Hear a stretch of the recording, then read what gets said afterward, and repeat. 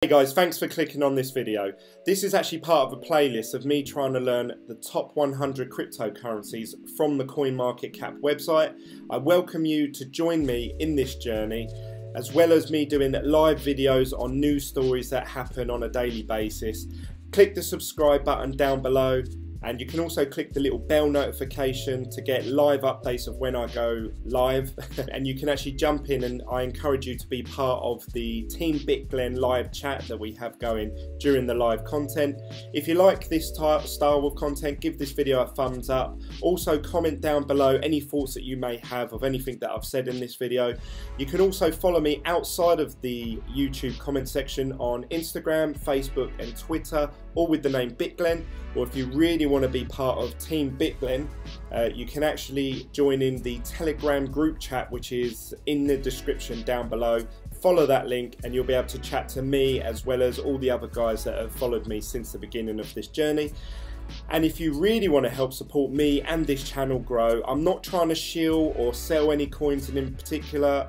I'm actually trying to support myself using the Team BitGlen brand that me and Team BitGlen helped design together, and we actually have a website called teambitglen.com, so head over to there and purchase a piece of merchandise if it tickles your fancy. So let's get into the main content of today.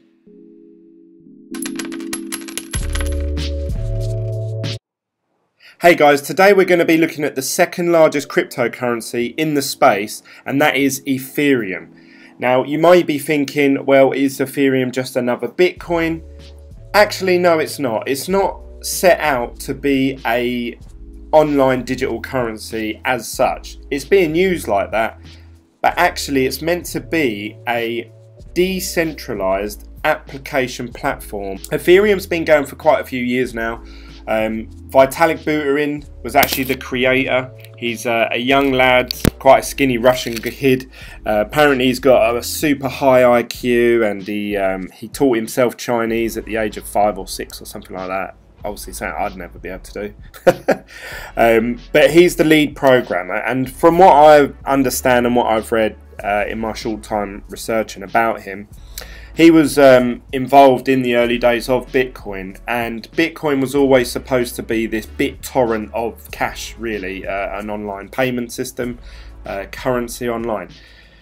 But then people started to realize the potential to do other things with a blockchain, and they were trying to look into ways of developing Bitcoin so that it could have extra features and could do extra things, but it was a mass amount of pressure. Not many people wanted to change it.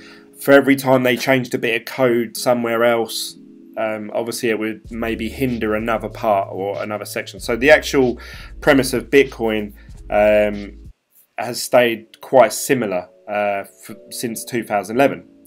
So Vitalik came along and said, do you know what, it'd actually be better if we just created a brand new blockchain from scratch.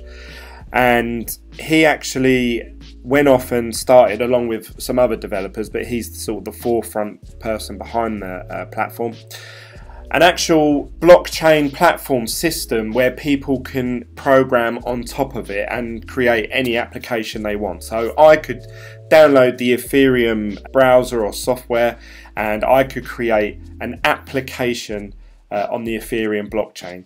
Now, you may read, if you do a little bit of research into cryptocurrency, a phrase called dApps, and what that is decentralized applications. So an example to show you is, if you have an app, say such as Netflix or Uber or Facebook, they're all applications that have been created from the internet. All of their data and all their information generally go to a central point, and that central point is meant to be for convenience for us. So it's just super easy to use. We can all upload, download stuff from it, as long as obviously you have a set governing body, say Facebook, and they say yes, you can view this, or no, you can't view that. There's a couple of downsides to that, and that is that it's a central point where someone can come along and hack your information. Now, a quick example of this is actually the Equifax hack that happened, I believe, last year. Someone actually hacked their central system and managed to obtain millions of people's data, and that's not just from one country, that's from around the world. Now they can use that data, say if they had my name, address, date of birth, mother's maiden name, whatever, use that information to create a credit card somewhere else in the world, and or in this country, and obviously therefore start purchasing stuff, and then eventually that debt is then going to be carried to me. But anyway, that's the sort of thing that Ethereum wanted to eradicate. So if you wanted to do the same thing with Ethereum, you would have to hack every node or ledger that had this application running on it simultaneously. So not one at a time, you'd have to do every computer around the world all at the same time. And then you would be able to go into an application and obviously get hold of the data and or remove something from it. So Ethereum seems to have a really secure system. It has a programming code that you can learn and you can actually build on top of. Now this means that as opposed to being a currency, it's actually a blockchain where I can store a application code onto the blockchain, and once I add it to it, I can't remove it. It's there for everyone to see. Therefore, we have a lot of people actually creating these applications on the Ethereum chain. Another thing that Ethereum does is a thing called smart contracts. So once you've built that application, you can set sort of terms and conditions, if you like, or when certain triggers are met for people to receive tokens or payment through the Ethereum network. Now what do I mean by that? So to give you an example, I have a company called Team Bitglen, and I've created an application where I say, do you know what, you watch my YouTube videos and I will pay you 1 Ethereum for every 100 views. We would implement that onto a smart contract on the Ethereum blockchain, and once it's set, that's it. I would then obviously proceed to make these videos, and as my videos hit 100 views, the smart contract would automatically pay the viewer if you watch my videos. But then when it actually push come to shove, I could turn around and say, nah, actually I don't want to do this no more. Whereas a smart contract, it will trigger it automatically by itself once obviously certain mathematical things have been hit or certain triggers have been met. So this creates a lot of security and trust from my behalf, and also the behalf of the recipient. And people are using this. People have realised actually this is a great way to generate other tokens, we'll say. So we'll get onto that in a second. So we have this platform that's really easy to program on. I say easy, I wouldn't know how to do it. But you can completely decentralise. Anyone in the world, if they spent enough time on it, they could sit there and develop on the Ethereum blockchain an application. But as long as it's got an inherent worth, obviously you can then go out and sell that, doing a crowd sale or getting investors involved, and you can grow your business idea or your your smart contract concept to anyone around the world, anyone that wants to get involved. All completely decentralized. There's no one central Ethereum hub or central server. Vitalik doesn't have a little supercomputer in his basement as far as I'm aware. It's completely decentralized, so it's got a mass amount of trust, and that's obviously been copied from Bitcoin.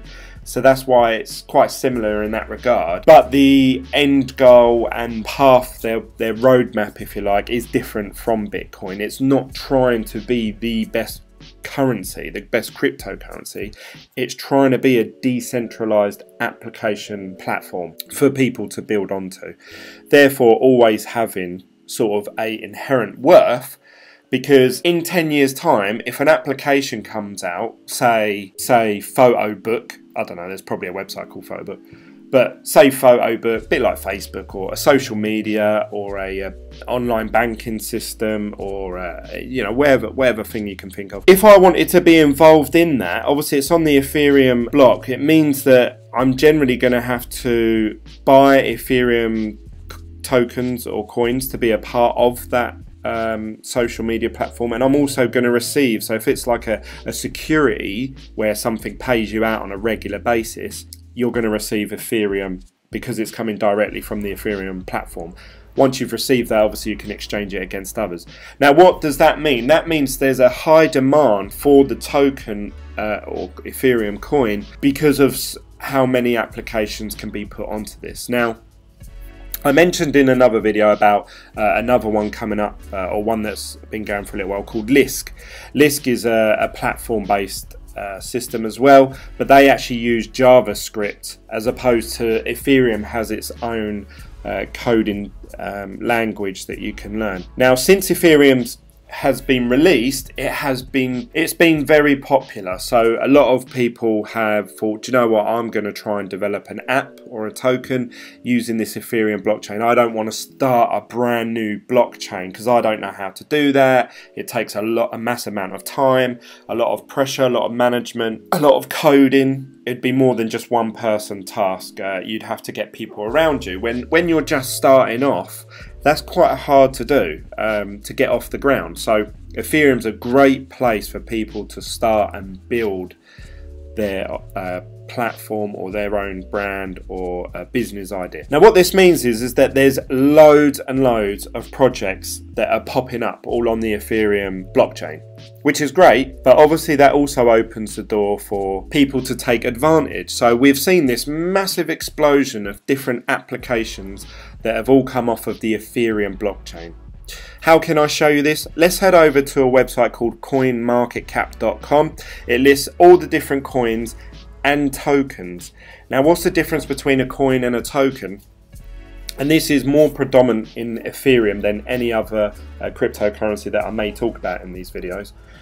But a token is not its own blockchain. It's not its own coin as such. Whereas Bitcoin is a coin that is available on the Bitcoin blockchain, Ethereum can have these tokens that are built on top of the Ethereum blockchain. So they are still technically part of Ethereum, but you can label them what you want. So I could have a Team BitGlen token, and that would be on the Ethereum blockchain. I hope I've explained that correctly. So let's head over to the website.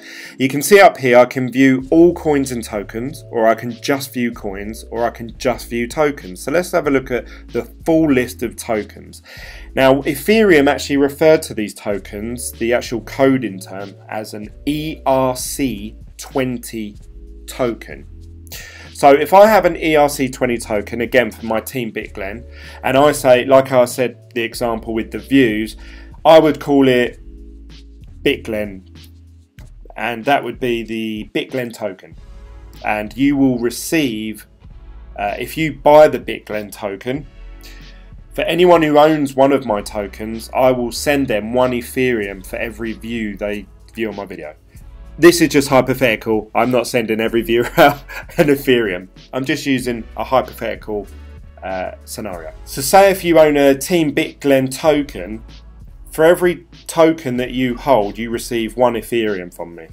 Now imagine if I had 10,000 of these tokens, sent them out into the world. You may have one person who owns 5,000 of those tokens, and you may have 5,000 people that own the other 5,000. They all own 1 each, hypothetically. So that means once my trigger in my smart contract gets hit, my Ethereum would then be sent 5,000 of them to the one person, and then obviously the other 5,000 to the 5,000 different people that hold this BitGlen token on the Ethereum blockchain. This also means that predominantly most Ethereum accepting wallets also hold a lot of the ERC20 tokens. So to give you an example, the desktop wallet I use is Exodus, and Exodus does accept Ethereum.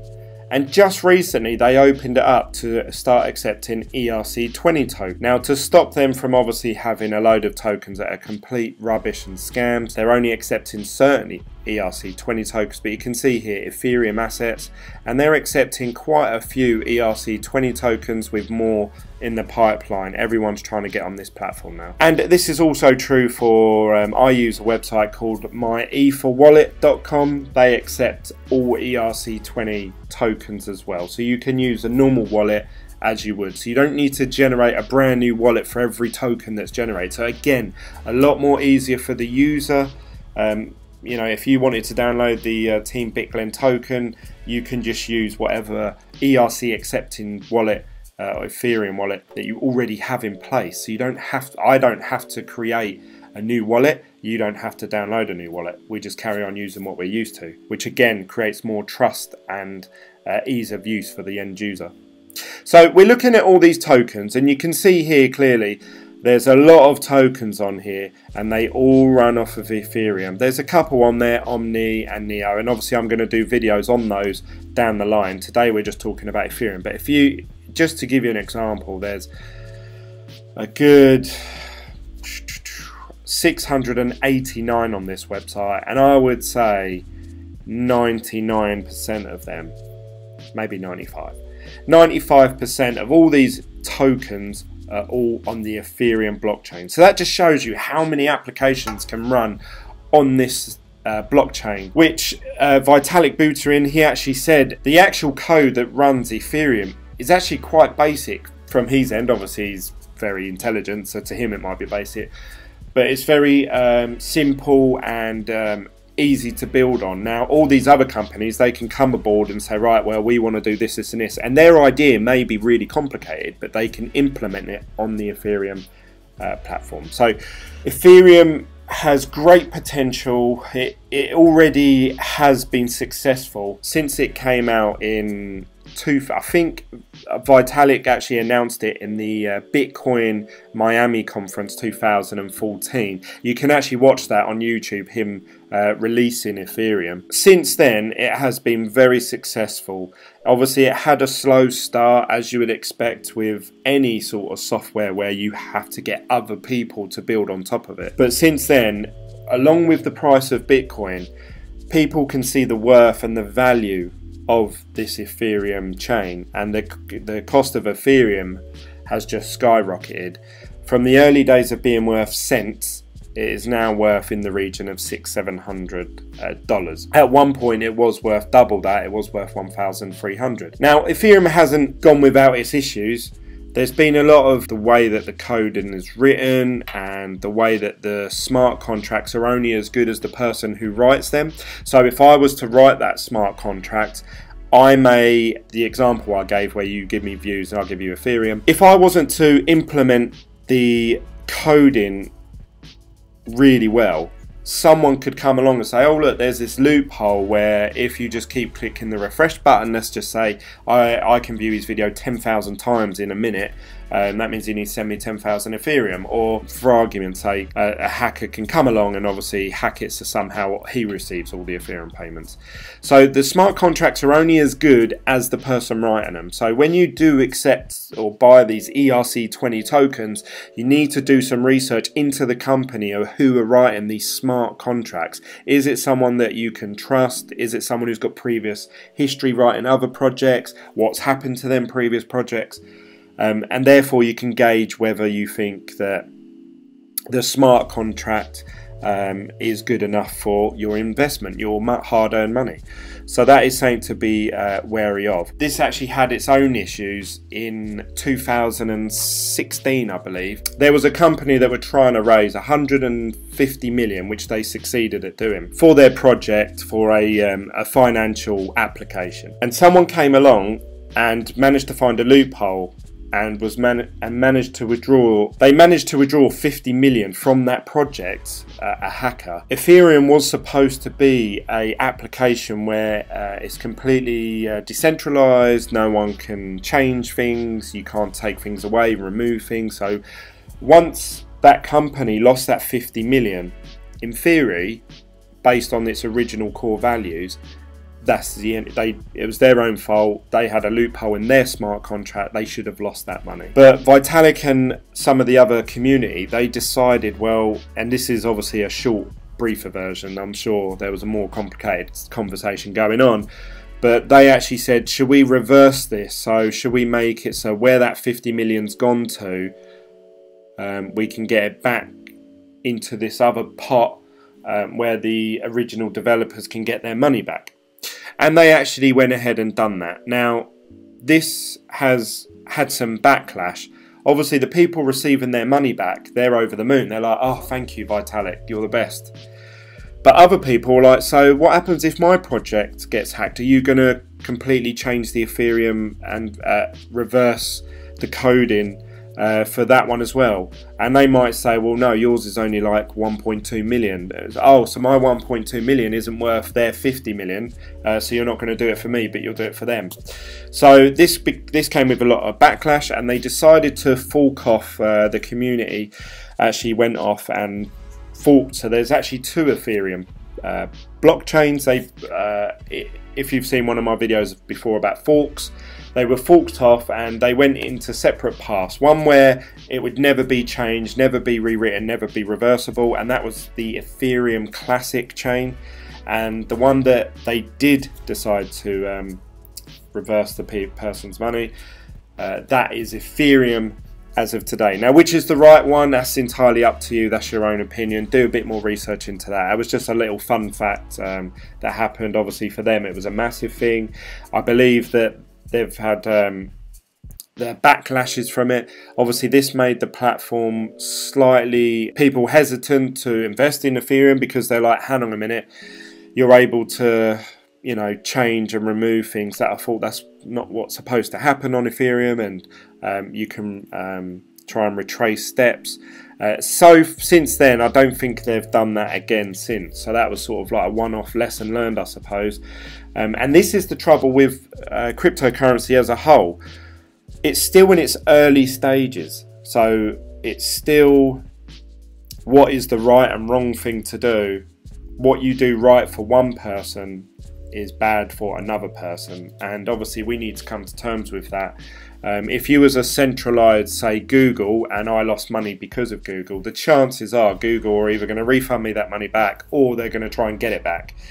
But they're a centralized point, whereas obviously this is supposed to be decentralized. If I make a mistake, that's down on me. Now if obviously that mistake ever happened to me, I'd be gutted, and I would be looking for, I'll be putting my hands out saying, help, help, help, you know, someone help me. But that's down to you, what you feel is right and wrong. Very clever guy at the forefront of it. A lot of people are saying that, again, this is very centralized, because Vitalik is a central point. If someone kidnapped his family and said, you know, we want you to rewrite Ethereum so we can receive loads of money for free somehow, or change this, change that, potentially that could happen. I believe it'd have to get consensus from other developers and stuff like that. So again, I'm not sure how much of that is true. But Ethereum has paved the way for a lot of other kickstart companies to start up. So they deserve a round of applause just for that, because without them we wouldn't have seen this massive explosion in the amount of currencies and tokens that are out there today. And one of its downfalls is, because it is decentralized, anyone can create something on their platform, even if it's the same platform that they build but better. So we see that with Omni, Neo, Wave, Lisk. There's loads of platforms out there that are basically starting off on the Ethereum blockchain with ERC20 tokens and smart contracts, and they're building their own platform to build from. So it could be its downfall at some point. So that's remain to be seen. We'll see if that happens. It may never happen, but we'll see. But at the moment, Ethereum is the daddy of decentralized applications. It's the one that has given birth to all the other ERC20 tokens, therefore a lot of ICOs and startup companies. So you may have invested in one without realizing that actually it's an ERC20 token and it runs off the Ethereum chain. So that's Ethereum. Let's have a little look at its history of price, because I'm going to try and do this with every coin that we talk about. And you can see here, it looks very similar actually to the Bitcoin price. It started off, or according to CoinMarketCap, it dates back from August 2015. I believe it came out towards the end of 2014 actually. But you can see here it's worth, at the beginning it was worth about $3, but then it actually dropped right down and sort of was worth about 50 cents at one point. And then it's steadily rose, and it stayed the same for a good couple of years, all the way to sort of January 2017, so exactly, well, about a year and a bit ago.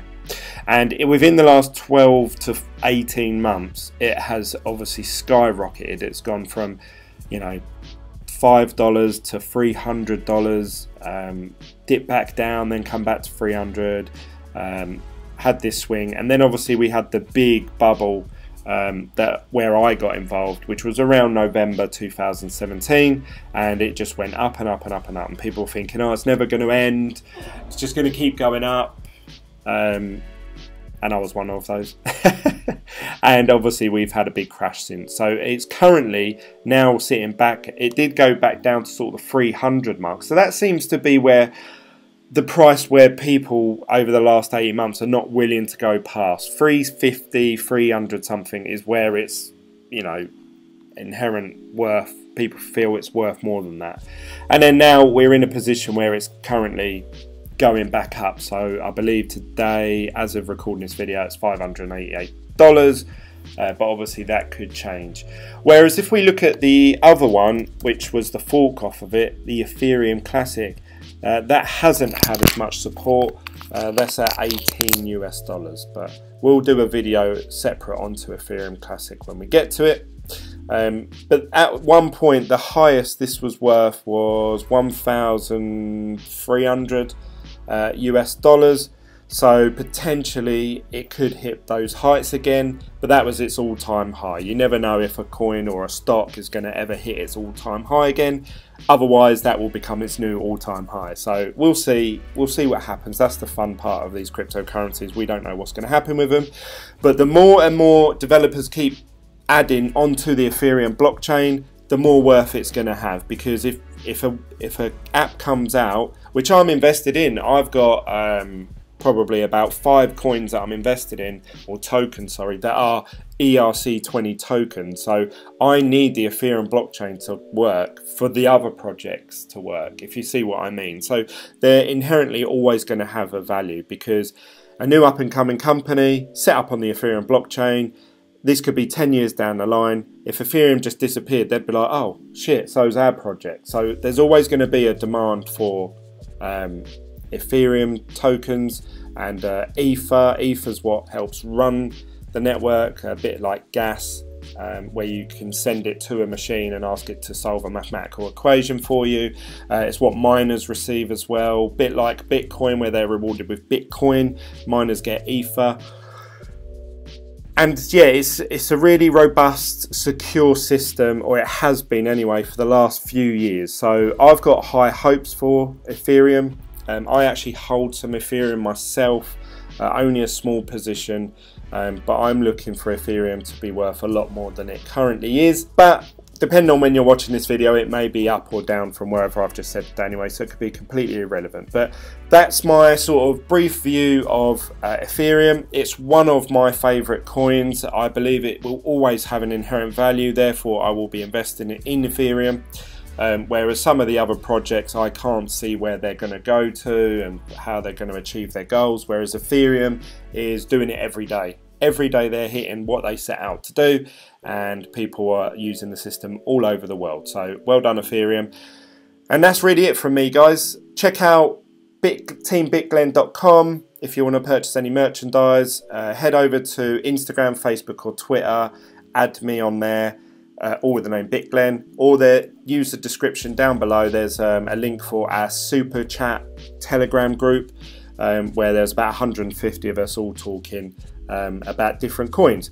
This is my playlist of top 100 cryptocurrencies. I started off with Bitcoin, and now I'm doing Ethereum. My next one's going to be Ripple, which should be done in the next day or two, and then obviously I'll work my way through the list: Bitcoin Cash, EOS, Litecoin, and so forth, so forth. So I'm going to do the top 100. If you want to follow that journey, please click the subscribe button down here, click the little bell notification down below, and you can also follow me. As well as doing this playlist, I actually do live videos of my journey through cryptocurrency, of what I'm learning on each day, also what my portfolio is going up or down by, so you can follow me there. I don't have a set time though, so it's best if you click the little bell and you'll be notified, and it's up to you if you want to jump in, join in with the group chat, and I can interact with you live on YouTube. So I look forward to seeing you in one of those videos, guys.